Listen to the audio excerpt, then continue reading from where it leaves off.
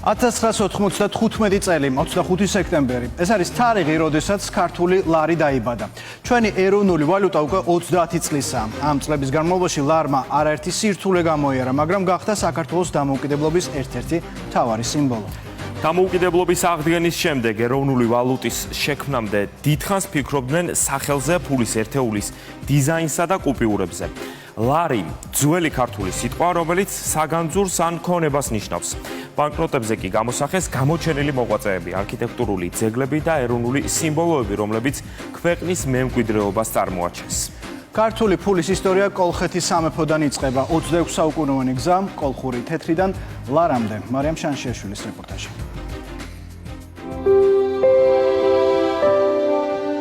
ქართული ფული საქართველოს ისტორიის კვალდაკვალ ვითარდებოდა და საუკუნეების განმავლობაში იცვლიდა მოცულობას, ფორმასა და დიზაინს.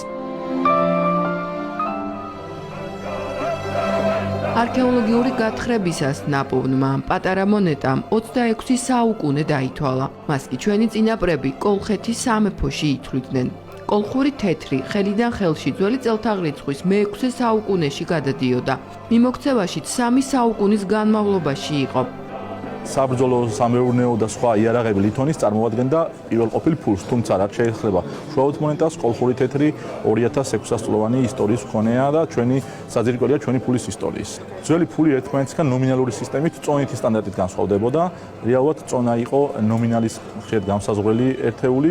მონეტები ხშირად ასახავდა ქვეყნის სიძლიერესა და პოლიტიკურ მდგრადობას. ქალაქი სოხუმი დიოსკურია ქრისტეშობამდე პირველ საუკუნეში მისი განვითარება ეკონომიკური ისეთი მაღალ პოტენციალზე იყო, რომ საკუთარი ფულის ნიშანიც გამოუშვა.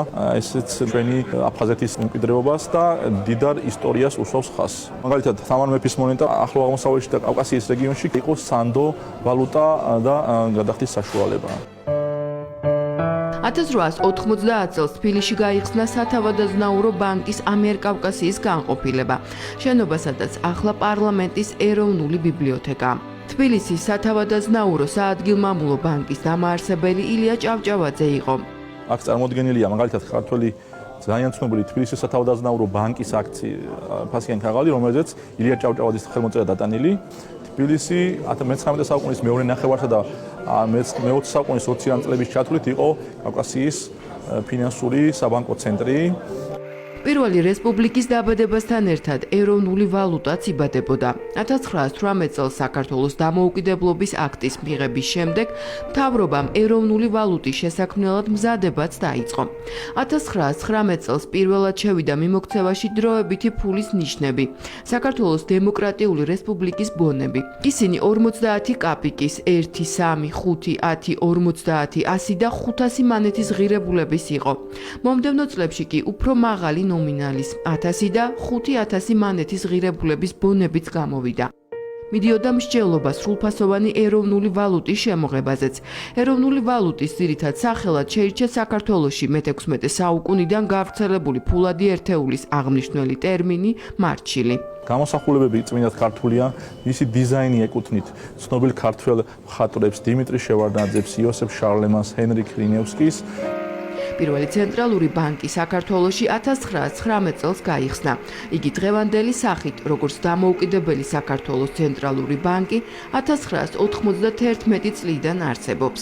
1920 წლის მარტში აირჩიეს პირველმა პარლამენტმა ჩვენმა აირჩია ეროვნული ბანკის ხელმძღვანელობა, მმართველად აირჩიეს იასონ ლორთქიფანიძე, ცნობილი საზოგადო მოღვაწე და ბანკირი. საბჭოთა კავშირის დაშლის შემდეგ 1991 წელს საქართველო ეკონომიკური და ფინანსური სირთულეების წინაშე დადგა. ქვეყანა რუბლზე მიბმული იყო, საბჭოთა რუბლის ფიზიკური რეზერვები კი სწრაფად ამოიწურა. მოქალაქეების ფული გაუფასურდა. სიტუაციის დასტაბილურების მიზნით საქართველოს მთავრობამ 1993 წელს სასწრაფოდ შემოიღო დროებითი ვალუტა კუპონი.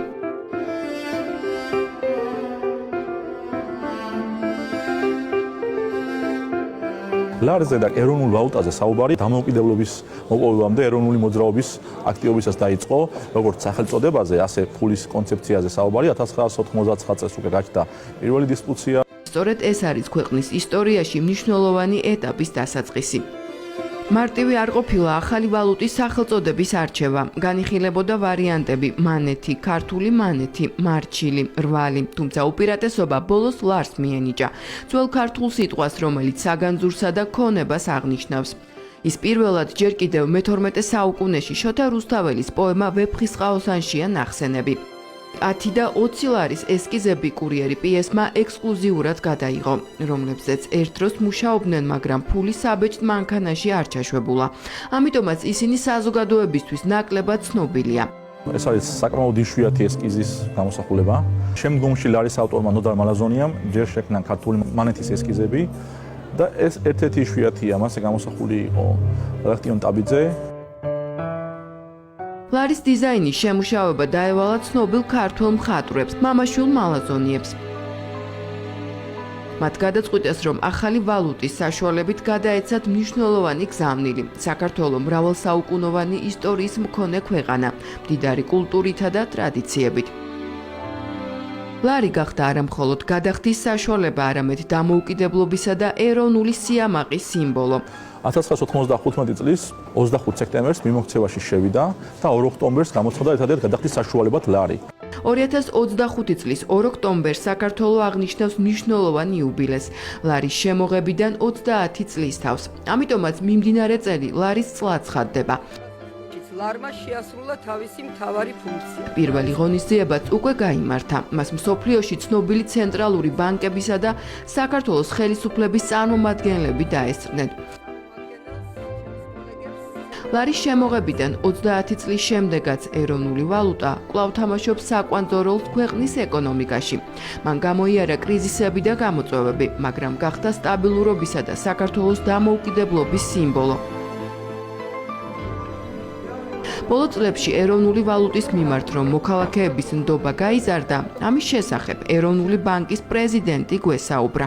ზოგადად როგორც ნებისმიერი ქვეყნისთვის, ჩვენთვისაც ლარი ეს არ არის მხოლოდ ვალუტა, ეს არის დამოუკიდებლობის მოპოვების შემდეგ ძალიან მალე შემოღებული ჩვენი, ასე ვთქვათ, დამოუკიდებლობის, სუვერენობის, თვითყოფადობის ატრიბუტი. სახელწოდება ლარი რა ნიშნითაც შეირჩა, რაც ნიშნავს განძს, ნიშნავს სიმდიდრეს, ნიშნავს ქონებას. ვფიქრობ, რომ 30 წლის განმავლობაში ლარმა ეს დაადასტურა. მოსახლეობა, ბიზნესი სულ უფრო მეტად ენდობა ლარს. თუ 15 წლის წინ იყო დაახლოებით 80% მეტიც კი დანაზოგი უცხოურ ვალუტაში და ასე ინახავდა მოსახლეობა.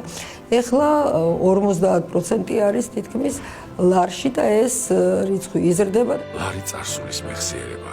ლარის ისტორია ეს სირთულეების დაძლევის, საქართველოს სუვერენიტეტისკენ სწრაფვისა და საკუთარი ფესვების პატივისცემის ისტორია.